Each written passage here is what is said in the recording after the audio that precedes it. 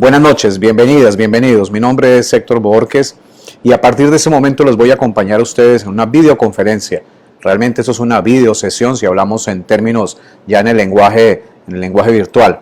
Estas videosesiones vamos a hablar, el tema central es la educación y sobre todo vamos a enfocarlo desde el concepto de cómo es la educación desde el ambiente virtual y qué va a pasar después de esta pandemia, qué es lo que va a pasar. Este es un tema que hoy está siendo, digamos que es una preocupación latente de todos nosotros, latente para los docentes, para los formadores. ¿Cómo voy a hacer yo para educar? ¿Cómo es el nuevo modelo? ¿Qué tengo que hacer? ¿Y realmente esto da resultado o no?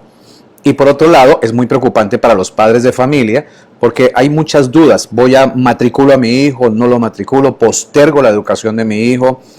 ¿Prefiero quizás otro método? ¿Quizás puedo conseguir otra forma de hacer educación? ¿Realmente esto funciona? ¿Realmente vale la pena hacer lo que estamos haciendo? Entonces, hay muchas dudas porque indudablemente, si hay un efecto crítico de la pandemia, de lo que estamos viviendo hoy, que estamos en medio de la cuarentena, es que hay muchísima incertidumbre. La incertidumbre es no tener la certeza de qué va a pasar. Cuando tú no tienes certeza de algo, vas a la deriva, no puedes tomar decisiones, no puedes planificar, no puedes pensar a largo plazo, porque dices, bueno, ¿y qué va a pasar? Espero que alguno de ustedes esté de acuerdo conmigo y me lo diga, por favor. Estamos viviendo en este momento, los seres humanos, el contexto social, estamos viviendo en esta incertidumbre como para el día a día, ¿verdad? Como que levantamos todos los días, nos levantamos de la cama de pensar, ¿qué voy a hacer hoy? ¿Cómo voy a solucionar hoy? Pero no podemos pensar a largo plazo porque nadie, absolutamente nada, ni siquiera las autoridades te pueden garantizar que esto termine la semana entrante, que termine en 3 días, que termine en un mes, que termine en un año. He escuchado un montón de lucubraciones, algunas muy duras, algunas que dan miedo, pero si analizamos el contexto histórico, si analizamos un poco lo que ha pasado en la humanidad con otras pandemias, pues definitivamente hay cosas que son realmente dignas de pensar y de evaluar. Por ejemplo, en la última pandemia, hace 100 años aproximadamente, la pandemia duró más de 2 años. La crisis duró más de 2 años. Ojo, con esto no quiero decir que vamos a tener 2 años de pandemia. No lo sabemos nadie y yo menos, yo soy el más ignorante de esto. Pero la situación social es diferente, obviamente. Hoy tenemos alta tecnología. Esta es la primera vez que la humanidad toda junta, en vivo y en directo, está siguiendo una pandemia. Sabemos casi que al instante quién se muere. Sabemos casi que al instante qué está pasando. Ya sabemos hoy, en este momento, cuántas víctimas tuvo Nueva York, cuántas víctimas tuvo Italia, qué pasó en España, qué cosa está pasando en China. Hace poco salió el informe donde están sincerizando las cifras de muertos los chinos y son mucho más de lo que nos decían. Quiere decir que tenemos una ventaja enorme esta vez y es que podemos saber en tiempo real muchísima información. De alguna manera eso también conlleva con un reto y también es parte de la debilidad, porque hay tanta información que se causa confusión. El exceso de información causa confusión. Y hay mucha información que es negativa, que es ridícula, hay información que es maligna, de gente mala que quiere confundir, que quiere afectar. Hay información que quiere afectar políticamente. Y es un momento que para mí, en lo personal, y son criterios muy míos, me los asumo yo la consecuencia, pero para mí es gente perversa que lo único que tiene es una carga política, y una carga política hoy no es válida. Hoy no se trata de movimientos políticos, hoy no se trata de colores políticos, hoy no podemos hablar ni siquiera de medir, de evaluar o de juzgar a un gobierno, porque lo que se trata es que todos unidos saquemos adelante este reto a nuestra sociedad y a nuestras familias. Después de que pase toda esta crisis, después de que pase este estrés, ya veremos cómo vamos a evaluar y quién lo hizo bien o quién lo hizo menos bien, ¿ok? Pero por ahora necesitamos en forma urgente trabajar juntos. Estoy dando este antecedente para entrar en contexto y poner en la mesa en forma clara dónde estamos parados, qué es lo que está pasando. El tema de la educación post-pandemia debe empezar por acá. A los padres de familia. A los padres de familia que por cientos nos han escrito y nos están escribiendo y se están conectando. Hoy estamos frente a una crisis que nadie esperaba. Vamos a empezar por absolutos, por realidades claras y absolutas y vamos a dejarlas ahí puntuales sobre la mesa para no discutirlas más. ¿Qué pasó? Tenemos una pandemia que es una crisis de salud mundial. Es una crisis mundial. ¿Qué la causó? Un virus. Esto, por las consecuencias que está trayendo, se podría definir hoy, se podría catalogar hoy como una guerra, por el número de víctimas, por la incidencia fatal económica del planeta y por la cantidad de países involucrados. Esto puede ser una guerra. Podríamos hablar de una tercera guerra mundial. Quiere decir que nuestra generación, ustedes, yo, tus hijos, mis hijos, hoy podemos considerarnos que somos de la generación que vivió la pandemia del siglo XXI. Si lo tenemos así de claro, y si ustedes aceptan que lo veamos de esta manera, tenemos que obviamente ahora sí, si estamos teniendo claro, estamos frente a una crisis mundial, es la pandemia del siglo XXI, estamos casi como en una guerra, tenemos que tener claro que hay que tomar medidas de guerra. Que las estrategias que tomemos como padres de familia, que apoyamos, buscamos respaldar a nuestros hijos, estamos salvando a nuestra familia, por lógica tenemos que tomar estrategias que ayuden y que sean positivas para ellas. Una de las cosas fundamentales que hacemos como padres de familia es darles seguridad a nuestros hijos. La seguridad tiene otros componentes. La seguridad como por ejemplo un entorno acorde para que no se dañen y se perjudiquen. Cuando tú alquilas tu casa o compras tu casa, tú verificas la seguridad para que tu hijo esté bien, que no le caiga nada encima, que no se vaya a caer, que no haya un hueco peligroso, qué sé yo. ¿Ok? Otra parte que vigilamos y que construimos para nuestros hijos es el entorno social. En qué barrio vivimos, qué tipo de amigos va a tener, cuáles son los factores de incidencia social para nuestro hijo. Cerca de la casa donde estás viviendo hay bares, hay sitios que pueden expender drogas, hay sitios muy peligrosos donde hay robos, qué sé yo. Todo eso hace parte de lo que vemos como padres, ¿de acuerdo? Nos preocupamos por la seguridad de nuestros hijos. Otro componente es la salud. Lo tenemos claro lo que estamos viviendo. Que estén sanos nuestros hijos, que se alimenten bien, que tengan agua limpia, que no tengan, que no se puedan meter con cosas que lo puedan afectar en su salud, que no corran riesgos, que tengan acceso a un hospital, a una clínica en caso de ser necesario, que tengan un seguro o que accedan a través de un seguro. Todo esto que tenga que ver con la salud, ¿de acuerdo? Muy bien. Pero por otro lado hay otra. Se me olvidaba, obviamente también la comida, que tengan de comer, que coman bien, bla, bla, bla. Pero hay otra de nuestras misiones y una de nuestras preocupaciones de padres, y es la buena educación de nuestros hijos. El hecho de que se eduquen correctamente, que reciban la educación apropiada. Y aquí voy a comenzar a hacer mis paréntesis que son a veces críticos y muchas veces dolorosos. Y cuando son dolorosos no precisamente lo hago porque quiero que sean dolorosos, pero como digo en mis conferencias presenciales, al que le caiga el guante, ¿ok? Entonces, en este momento, la educación es uno de los estados o uno de los espacios que nosotros como padres de familia, que es nuestra gran preocupación, los espacios que están afectados. Tenemos que reinventarlo, así como estamos reinventando la forma de hacer sociedad, y esto va a durar mucho tiempo. No me atrevo a decir fechas, tiempos, porque nadie, absolutamente nadie, descarte que algún gurú se le aparezca a usted en Facebook o en internet o en la televisión nacional e internacional dándole fechas de finalización o cuándo esto va a volver a la normalidad. ¿Ok? Descártelo. Nadie lo sabe, ni las naciones más poderosas, ni siquiera China. A su manera cada uno maneja su realidad. Quizá China ya empezó ya a vivir una etapa, digamos que medianamente normal, pero nosotros lo vimos en China. ¿Ok? Los ingleses están poco a poco diciendo que van a comenzar a abrir almacenes, no sé, pero no vivimos en Inglaterra. Los gringos dicen que dentro de un mes van a comenzar a vivir, no sé, y la verdad no me interesa. Lo que me interesa es el espacio social donde se están criando mis hijos. Esa parte quiero que por favor, en forma clarita, todos la mantengamos y si están de acuerdo conmigo la compartamos, ¿ok? No vamos a copiar modelos, porque esta crisis no permite copiar modelos. nuestras realidades son completamente diferentes. Es más, estando dentro del mismo país, con sociedades muy similares, como hermanos, las realidades son distintas de ciudad a ciudad. No es lo mismo lo que está pasando en Guayaquil a lo que está pasando en Quito o a lo que está pasando en Manabí. ¿Ok? No es lo mismo lo que pasa en Lima, que ya veo amigos de Lima saludándome. No es lo mismo lo que pasa en Lima, en Miraflores, a lo que está pasando en alguno de los conos periféricos de Lima, o en Ñaña, o en el sector de San Martín, o en La Molina.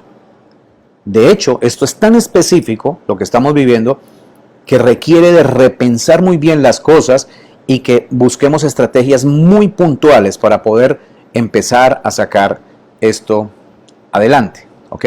Así que tengamos claro, el tema de hoy, lo que nos trae y nos compete es la educación. La educación es una de las preocupaciones. Dentro de la educación vamos a encontrar que el modelo, le repito, tómenlo y si alguien está tomando nota, fabuloso, le agradezco mucho, porque es bueno tenerlo claro y no se te vaya a olvidar y a lo mejor hay algo que refutarme, que me quieras decir y con mucho gusto lo quiero escuchar. Pero en este momento, ese modelo de educación, como todos los modelos sociales que existen, tienen que repensarse. Empecemos por ahí. Todavía no he entrado al tema de la educación post-pandemia y el tema de la virtualidad. Solo quiero dejar ciertos puntos claros. ¿Ok? Todos los modelos sociales tienen que repensarse. Otra cosa, que también es un absoluto de mi parte, soy el responsable de esto. El mundo no va a volver a ser el mismo de antes. Nuestra sociedad no va a volver a ser la misma de antes. De hecho, escuché en algún informe internacional que decían que lo que estaban evaluando y que veían que era la mejor forma era que el distanciamiento social, esto de guardar el metro de distancia, de no darse la mano, de no saludarse de besito, esto tendría que quedarse para que fuera efectivo por lo menos 2 años. 2 años en que no podremos abrazar a nadie, extraños quiero decir, o en reuniones, y no podremos dar beso, no podremos dar la mano. 2 años. Eso es una postura, le repito, nadie nos puede dar absolutos, es parte de la incertidumbre lo que estamos viviendo. Si sale un ministro, como ya han salido algunos en varios países, diciendo cosas que tranquilos, que todo está calculado para que el próximo sábado volvamos a la normalidad o qué sé yo, sencillamente se está aventurando algo que muy probablemente no le va a funcionar. De hecho, en Ecuador se decía que hace como 2 semanas atrás se iba a levantar el toque de queda, iba a cambiar, no ha sido posible. Parece que se va a prolongar una semana más, dentro de una semana vamos a ver qué dicen, puede ser que se prolongue más, ¿de acuerdo? Hay incertidumbre. Como hay incertidumbre, nadie, absolutamente nadie, te puede garantizar cuál es la medida específica para seguir. Lo que sí tenemos claro es qué es lo que no tenemos que hacer, ¿ok? Y sabemos muy bien el distanciamiento social, el aislarnos en nuestra casa, el cuidarnos en nuestra casa, el seguir los parámetros de salud y todo esto que ya sabemos, ¿ok? Eso es lo que sí tenemos claro y esa es la única certeza que hay. Muy bien. Ahora bien, voy a empezar con una frase que en lo personal parece que a mí me ha caído como anillo al dedo. Porque con esa frase tú vas a poder quizás evaluar y darte cuenta, bueno, ¿por qué estoy viviendo esto? ¿Qué es lo que me está pasando? En otras sociedades, y hace siglos atrás, la humanidad cuando tenía una pandemia como esta, lo que decía la gente era que era un castigo del cielo, que era un castigo de Dios, que era un castigo por los pecados, por lo que estaban haciendo, qué sé yo, por lo que habían dejado de hacer. Y lo veían como que era un llamado de atención de un Dios castigador. De hecho, por eso se habla de flagelos en la salud. Porque decían que como yo había pecado, yo me tenía que flagelar, dar golpes con látigo y sacarme sangre para que Dios me perdonara y no siguiera ninguna pandemia. Eso pasó con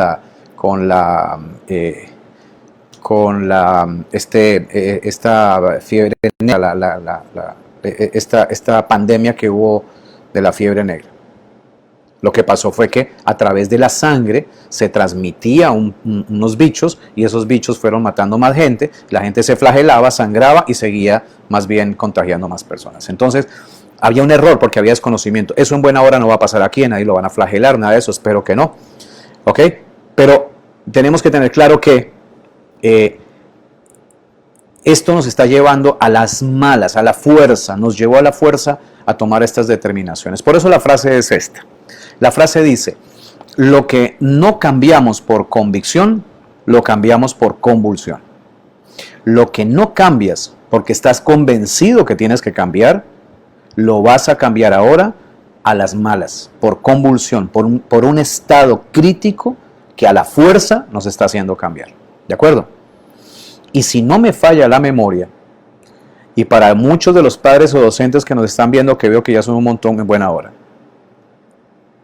yo he repetido durante años en las conferencias para padres de familia y para docentes que la educación tiene que cambiar, que estamos viviendo un modelo pedagógico y educativo obsoleto.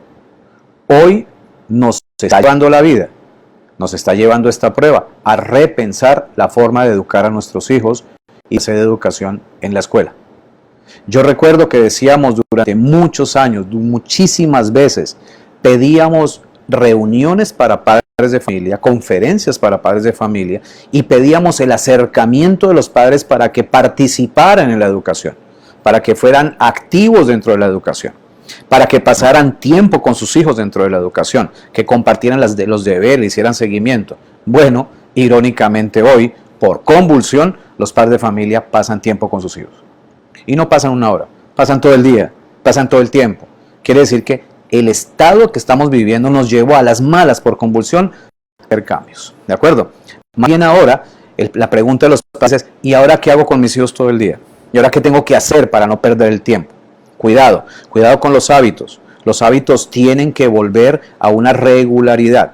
No es porque estemos dentro de la pandemia que sigamos durmiendo hasta las 10 de la mañana, a las 11 de la mañana recién desayunando, para que a las 3 de la tarde estemos almorzando y ya quedamos listos porque el día se nos acabó. Esta es una oportunidad que tenemos que aprovechar y los padres tenemos que velar por esa disciplina que tienen que tener nuestros hijos, ¿ok? Y nosotros mismos. Por supuesto, yo como ustedes he dormido hasta tarde, ha habido días que no sé qué hacer y así tengo a mis hijos. Sin embargo, la lección es, tenemos que tratar por convulsión de hacer los cambios, de entender los cambios y de buscar aceptarlos. Pero claro, estamos enfrentados a algo que tal vez ni entendemos. Y voy a hacer una pregunta, para hacer una pequeña pausa de 5 segundos, para que usted, si es posible, lo escriba la respuesta si me la quiere escribir. La voy a ver aquí en mi celular. La puedo ver aquí en mi celular. ¿De acuerdo? La pausa dice lo siguiente. ¿Quién de ustedes ha sentido miedo durante esta cuarentena? Y frente a esta realidad, ¿quién de ustedes ha sentido miedo?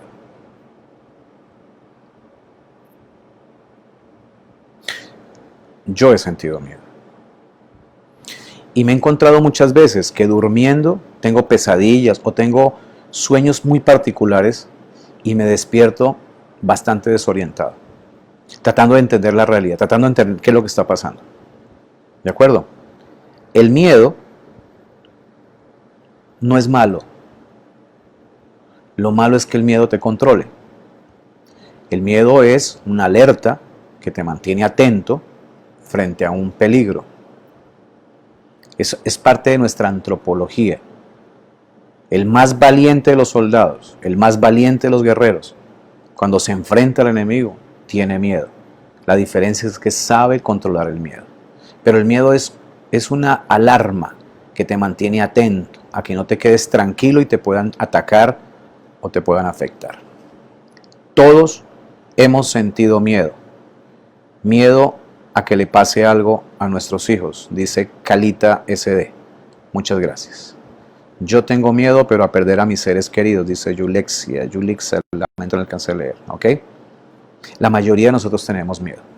Pero voy a explicarles por qué tenemos miedo y qué tenemos que hacer frente a esto para poder entrar ya en la temática. Existe algo que se llama la curva de la crisis. Esta curva es un proceso que se tiene que vivir en toda crisis de la tipología que estamos viviendo. Se parece mucho a los pasos que se tienen que dar, a las etapas que tienen que vivir durante un duelo. ¿Ok? Voy a presentar la curva de la crisis. Si no la pueden ver, igual se las voy a explicar. ¿Ok? Toda crisis, esta crisis especifiquemos en esta crisis, empieza con algo que se llama la llamada. El día que arrancó la crisis, el día que estalló esta bomba y arrancó este problema que estamos viviendo, fue la llamada. Alguien dijo, hubo un titular por ahí en la prensa, salió en las redes sociales, decía, hay un nuevo virus en China. Pero la mayoría de nosotros lo vimos sencillamente como que nos dijeron, algo está pasando en China. Y la mayoría de nosotros, y me incluyo, dijo, ¿y qué puede pasarme a mí si yo estoy a 1000 de kilómetros de China? Lo único que me interesa de China hoy es ver la cantidad de tecnología espectacular que tiene, los buenos automóviles que está fabricando por ahí. Pero resultó que esa llamada a la gran mayoría de nosotros fue indiferente, se convirtió en algo crítico para nosotros también, se acercó y nos comenzó a invadir nuestro espacio vital. ¿Ok? Cuando ya se estaba acercando, que ya nos dijeron, ya hay casos en Latinoamérica, ya se está acercando y puede pasar, hay que comenzar a hacer controles, la mayoría de nosotros viviendo esta etapa dijo, es normalidad el caso, dijo, esto no me va a pasar a mí, esto no va a pasar acá. Lo que están diciendo seguramente pasará en el aeropuerto o algún chino que salió de viaje y apareció por acá y nada más. Bueno, eso es lo que en principio pensamos muchos. Y de ahí que también se cometieron errores. Luego aparece dentro de esta curva la rabia. La rabia es ¿por qué no se tomaron medidas antes? Ahí comenzamos a decir, a señalar al gobierno, a las autoridades, al alcalde, a la alcaldesa en Guayaquil, al alcalde de Nueva York, al anaranjadito de Donald Trump. Comenzamos a señalar gente. ¿Y por qué? Nos dio rabia. ¿Por qué no hicieron nada? Recuerda los pasos previos que no tuvimos en cuenta. ¿Ok? Luego de eso aparece una etapa que es miedo. Se te hace conocida. Etapa del miedo. ¿Qué me va a pasar? ¿Y si me enfermo? ¿Y si no hay forma de salir adelante? ¿Y si no tengo cómo ir a un hospital? ¿Y si no me consiguen oxígeno? ¿Y si me muero? ¿Y qué le va a pasar a mis hijos? ¿Qué puede pasar con mi familia? ¿Cómo lo puedo superar? Esa curva del miedo la hemos vivido todos. Muchos todavía la están viviendo. El tema de esta curva es que no es una curva estándar para todos nosotros. Tú puedes estar en uno de los pasos, haber superado, y yo puedo estar en otro y ya haberlo pasado. O yo me puedo haber pegado en el miedo y tú seguir adelante. ¿Ok? Entonces, vamos al tema del miedo. Pero socialmente, en términos generales, como que ya vamos viendo en dónde estamos parados. ¿Ok? Luego de eso, de entender, ya cuando vimos que pasamos la etapa del miedo, obviamente, por pura lógica humana, por pura especie humana, vamos a comentar un concepto que se llama aceptación. Un paso que es la aceptación. Estoy triste, me siento vulnerable, entendí y acepté que estamos metidos en un problema, entendí y acepté que tengo que cuidarme porque si no me cuido me voy a enfermar, entendí y acepté que estamos viviendo la pandemia. Yo quiero asumir, a menos que haya un criterio de parte de ustedes diferente, de que esa etapa es la que en este momento estamos viviendo. Estamos entendiendo que estamos ya en donde estamos parados. Ya dijimos, bueno, ya no hay otro remedio, ya no es cuestión ni del presidente, ya no es cuestión del Papa, ya no es cuestión de los profesores, ya no es cuestión de nadie, sino de nosotros mismos de decir, ya estamos aquí, ¿ahora qué hacemos? Ahora tenemos que ponernos a hacer algo para solucionarlo, ¿ok? Ya estamos acá, ya estamos en la etapa de aceptación. Bueno, ya perdimos, ya nos enfermamos, ya estamos en medio de este relajo, ahora, ¿qué hacemos? ¿Ok? Ya estamos acá. Y viene una etapa que es la etapa de los nuevos hábitos y confianza. Nuevos hábitos y confianza, ¿qué me dice? Me va a decir, bueno, ¿y ahora qué hago? ¿Me cuido? ¿Cambio la manera de saludar? ¿Cambio la manera de vestirme? ¿Cambio la manera de comer? Cuando voy a hacer las compras de alimentos, ¿cambio la forma de hacer las compras? ¿La forma que entrego el dinero, que recibo la plata? ¿Utilizo permanentemente el alcohol? ¿Le echo alcohol a las monedas cuando me lo entrega? ¿Le pongo la bendición a la viejita de la esquina que vende las frutas? ¿Saco el crucifijo a la suegra cuando está cerquita? Comienzo a analizar qué hacer, comienzo a cambiar los hábitos y comienzo a ver las oportunidades de aprender de esta crisis. Comienzo a darme cuenta, bueno, ya que estamos acá, pongámonos a hacer algo y saquémosle provecho. Y por eso encontramos gente que ya empezaron a hacer mascarillas en su casa con la vieja máquina de coser que estaba guardada de la abuela. Por eso encontramos gente que se puso a reembalsar alcohol para vender botellitas. Por eso empezamos a ver gente en internet que está vendiendo cosas por internet. Y que se metió a negocios que a lo mejor no eran ni suyos ni nunca lo habían pensado hacer. Porque está buscando la oportunidad. ¿Para qué? Para superar esto. ¿Okay? Y también aparece algo muy lindo que es el ayudar a otras personas. Ya aparece que es una oportunidad para ayudar a otros. para darle la mano a alguien. Aparece algo que se llama la solidaridad. Se detona algo en el corazón, en el alma del ser humano, que es el hecho de que tenemos que ser solidarios con los otros. Y por eso encontramos gente buenísima, pero buenísima. Verdaderos ángeles que están ayudando todos los días a alguien.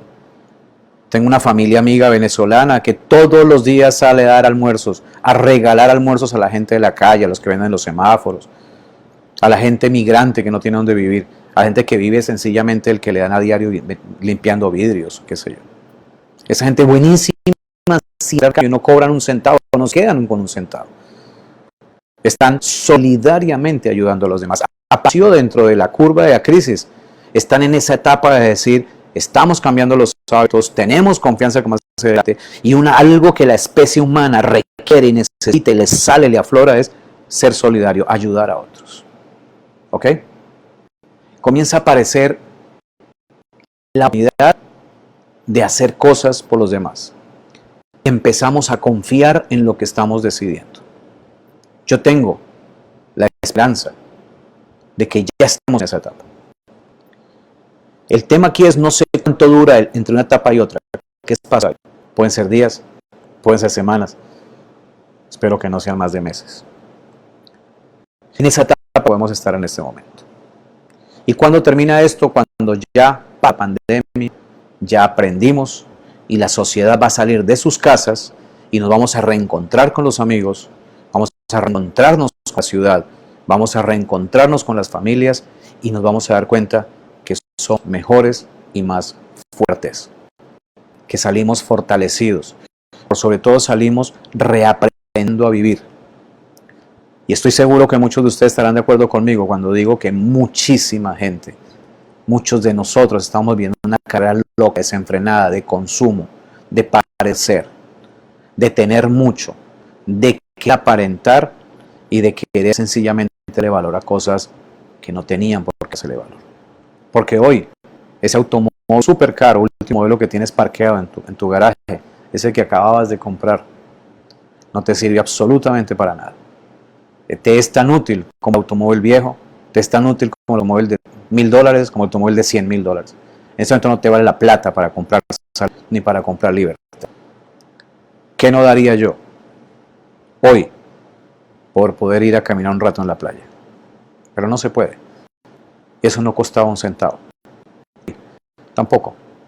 Pero no podemos. Hay que, pilas, a repensar entonces las cosas y tener en cuenta la curva de la crisis. Entramos al tema central que nos trae, y quiero dar de paso gracias a tantísima gente que nos está viendo. Tenemos ya más de 1,500 personas en línea y un montón de personas que por alguna razón no se han podido conectar y me están escribiendo a través de otra red. Un abrazo y saludo a la Unidad Educativa El Paraíso. Muchas gracias. ¿Dónde queda El Paraíso? Aclárame en qué ciudad están. Hay un lado positivo que valora aún más al prójimo. Tienes toda la razón. Lo que estoy diciendo, aflora esa parte humana que nos hace tan diferentes a las demás especies. Da mucha pena leer personas que están apuradas. Tengo paciencia y si no tengo tiempo salga. Nuestros hijos no necesitan que innovemos y estamos ahí para ellos. No entendí muy bien, pero gracias. ¿Ok? Jorge Romo Ledia, Lindao, escribe educación, estimado, educación, muy bien, me imagino que me está diciendo que le hable de educación, ya no me regaña, ya voy para allá. Totalmente de acuerdo, me está diciendo alguien, muchas gracias, muy bien. Juan Isaac, bien Héctor, gracias. Diana Anchundia, de verdad que gente impaciente, gracias, muy bien. La Unidad Educativa Glendoman, muchísimas gracias, gracias a Glendoman, la Susana Vélez, Elías Valverá, muy bien. Ok, vamos al tema entonces, vamos a hablar de educación post-pandemia. Era importante que lo tocara, voy a justificar el porqué minutos, porque con esto yo tengo claro el por qué hay zozobra, qué tengo que hacer frente a las vías que debo tomar, no solo en educación, sino en todo el concepto social y familiar, ¿ok? Ya tenemos más claro. En este momento estamos en la etapa en que tenemos confianza, estamos sumidos, tenemos que aceptar nuestra realidad y tenemos que trabajar juntos.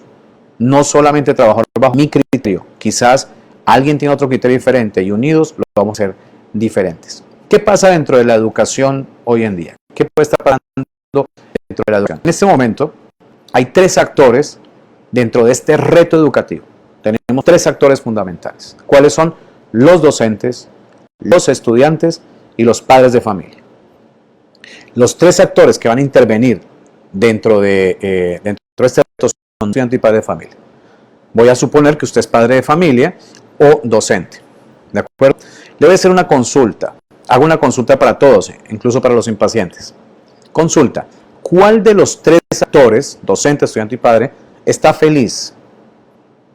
¿Cuál de los tres está más cómodo con lo que está pasando y con el nuevo modelo que se está proponiendo de virtualizar o de hacer educación virtual?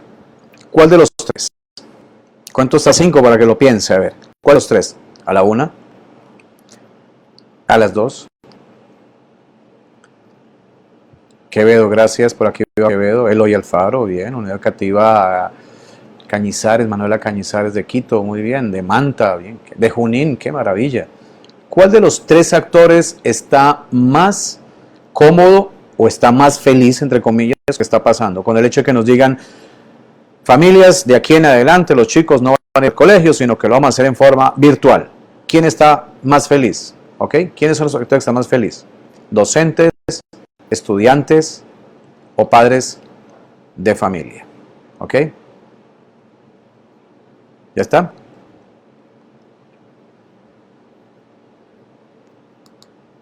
Los estudiantes. Así es. Los estudiantes son los que están felices. ¿Por qué? Fácil. Porque los estudiantes, número uno, los malos estudiantes, como lo fui yo, feliz no tengo que volver a la escuela. Y número dos, los estudiantes ya están familiarizados, ya han vivido en entornos virtuales.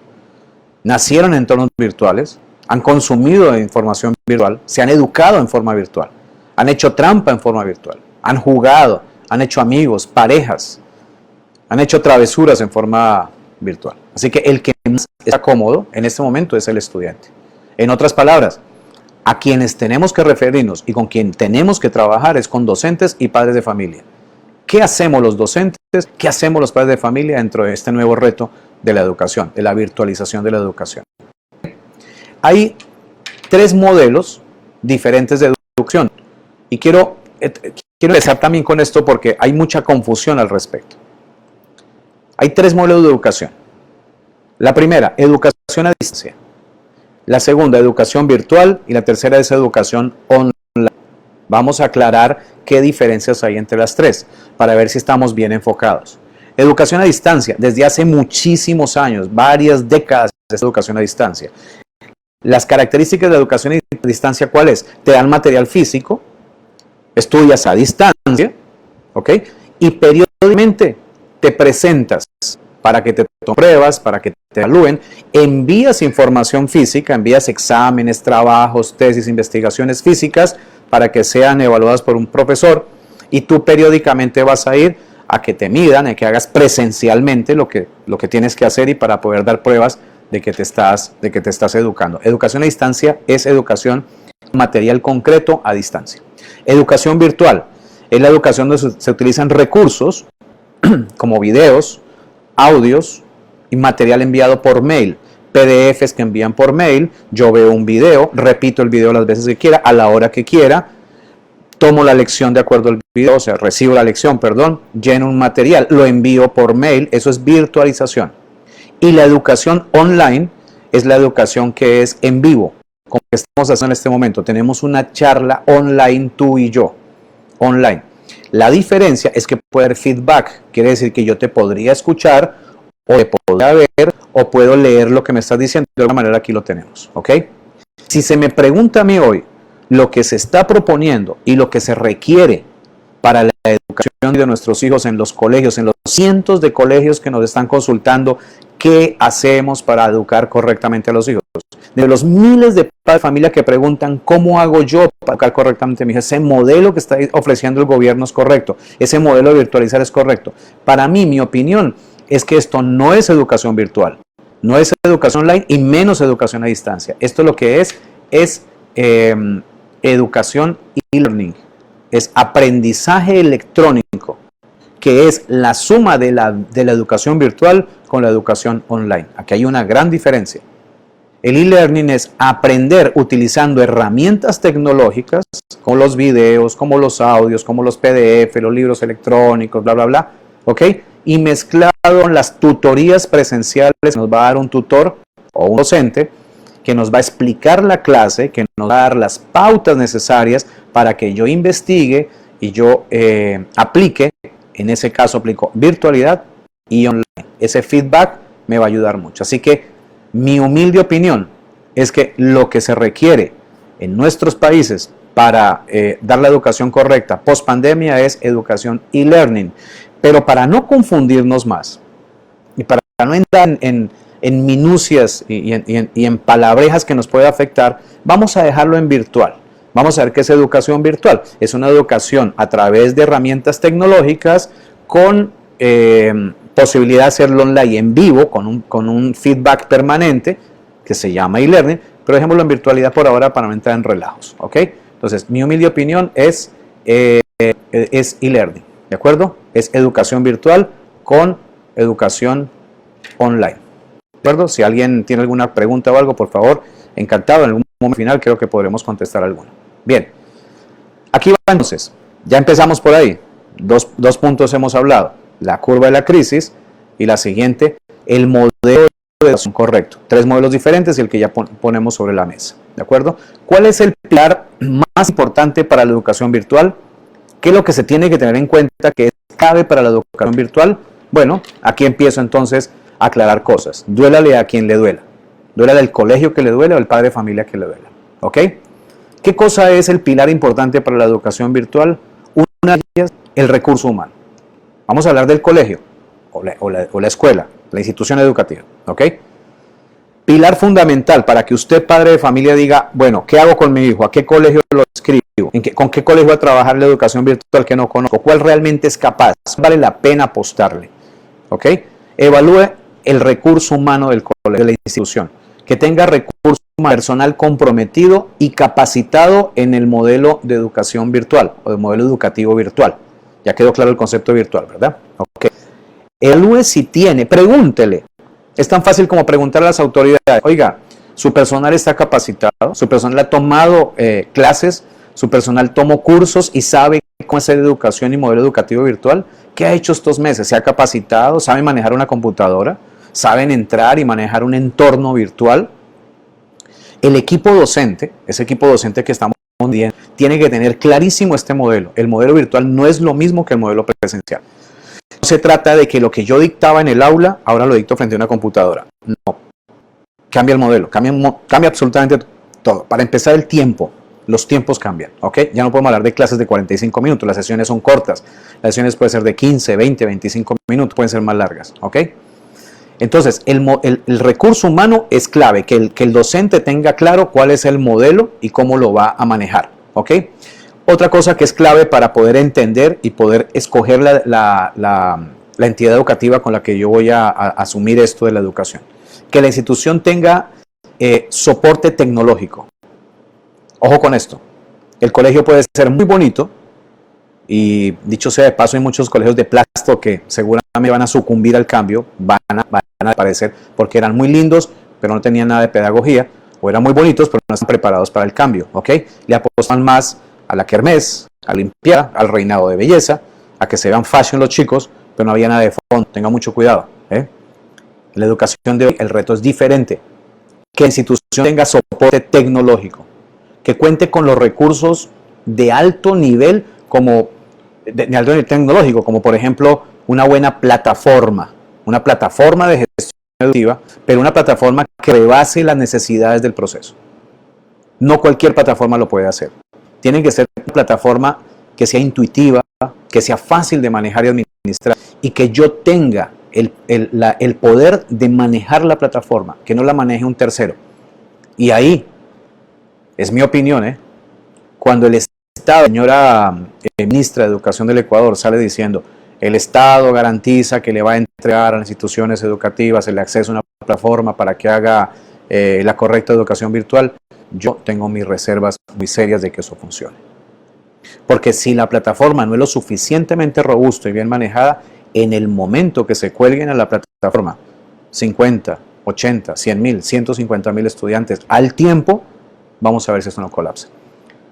De hecho, ya he sabido que esta plataforma del Ministerio de Educación no funcionaba correctamente nunca. Así que mi reserva tengo en esto. Me parece muy aventurado decir que a través de una sola herramienta todas las instituciones van a poder funcionar. Y por otro lado, Es como que todos los niños, tu hijo y todos los niños se suban a un bus urbano para ir al colegio, porque el bus urbano es gratuito y lo da el Estado. ¿No te parece preferible que tenga un transporte específico donde tú puedas controlar, que lo recoja en la casa, que tenga seguridad, que tú puedas supervigilar la hora de llegada y salida, que tú sepas que ese niño llega directo a la puerta del colegio? ¿No te parece que es un poco más valioso tenerlo así? De alguna manera la plataforma, yo puedo evaluarla, que yo pueda poder manejar la plataforma, que tenga poder sobre ella para decir qué cosas me gusta o no me gusta, que la pueda corregir. La plataforma de gestión es importantísima para que se pueda hacer educación virtual. De lo contrario, la entidad educativa puede ser muy buena, con muy buenos docentes, pero si no tiene la herramienta, no tiene el vehículo, no va a poder llegar. Así que, ¿quieres escoger una institución educativa? Analiza estos dos factores. Que tenga recurso humano, docentes que realmente sepan hacer educación, que se haya preparado. No quiere decir que aquí ya hemos tenido todos los profesores que han tomado posgrado, maestría o diplomados o magíster en educación virtual, pero sí que se hayan preparado previamente y durante este proceso. Que tengan esa capacidad, ese criterio para poder entrar y abordar al mundo de la virtualidad. Y por otro lado, que cuente con las herramientas tecnológicas apropiadas. Si no las tiene, no va a funcionar. ¿Okay? Por eso hay plataformas que seguramente pueden esto con sobradas razones tecnológicas y con muchísimo respaldo, como RunaChai. Pero hay otras que son de plástico, hay que tener mucho cuidado. Pero hay algo que es indiscutible y que marca el concepto de calidad, además del recurso humano y de la plataforma, y es el modelo pedagógico de la institución. Tres cosas a tener en cuenta entonces: la capacidad y el nivel de recurso humano, las herramientas tecnológicas con que cuente y el modelo pedagógico de la institución.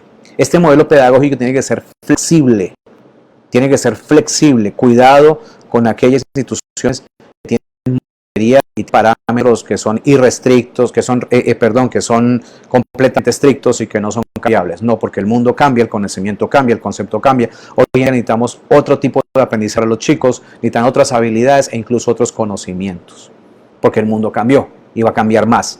De hecho, van a tener los libros, la literatura tiene que cambiar, ahora va a incluir ese capítulo histórico, ahora van a medir otras cosas socialmente.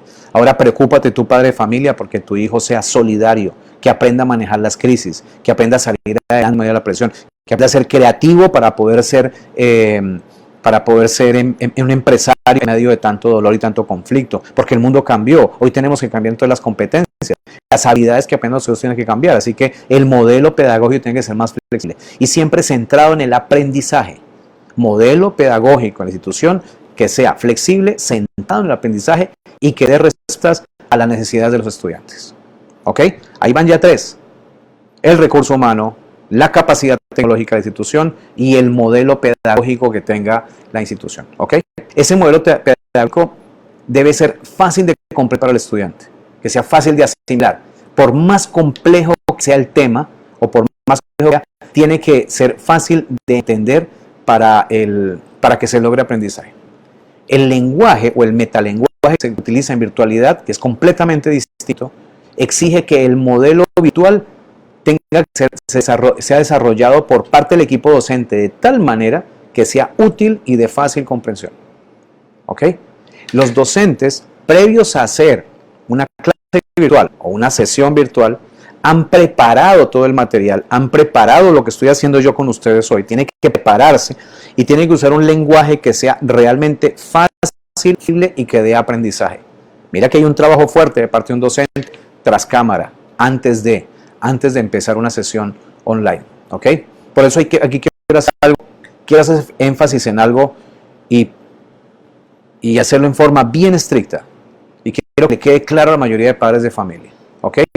Para mí me parece muy importante, de alta importancia, hacer énfasis en algo y que estoy seguro que muchos padres lo han tenido en cuenta. Y es que la educación virtual, atento con esto, la educación virtual no le está haciendo fácil el trabajo a un profesor. La educación virtual no le está poniendo fácil la vida a un profesor. Todo lo contrario, convertir y adaptar el programa educativo, las actividades, las clases, todo pasarlo a la virtualización es un proceso muy complejo. No es que ahora lo que estamos viviendo y la exigencia que hay de nuestro entorno le esté haciendo más fácil la vida al profesor. Habrá padres de familia que dicen, pero los profesores no van a trabajar. Los profesores chévere en su casa, se sienten, abren la computadora, auto con los chicos y se la ganan fácil. No.